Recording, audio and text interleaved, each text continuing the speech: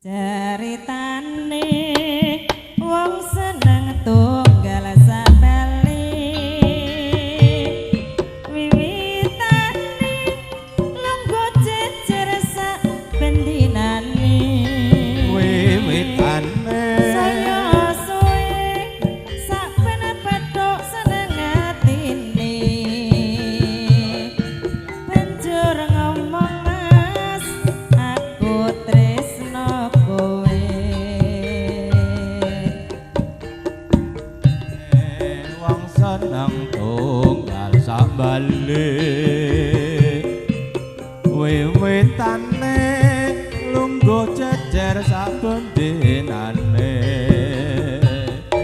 saya suwe saben jejer nyekel tangane banjur ngomong dek aku tresno kowe kembang kenongo atiku digawe lara kembang melati agawe larane ngati kecubung agawe atiku bingung kembange mawar wong tresno kudu sing sabar mul wong tresno dadi gawe sembrono ora becik tumrape para wanita kembange rawe iku paribasane tinimbang rame luwe becik tak tinggalke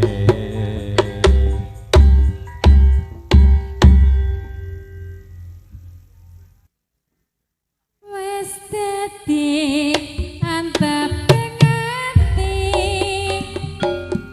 nganti kapan mung tansah tak enteni aku wis kebecut tresno ya mung sliramu sing katon ana mata yen bengi ra bisa turung bayanganmu wis klebu pikiranku kok kaya ngene rasane mung tansah eling pengen bareng dheweke apa bisa aku nandeng sliramu duh sayangku kang dadi wepujanku tolong ana rasa kangen atiku nganggo esemmu manis sing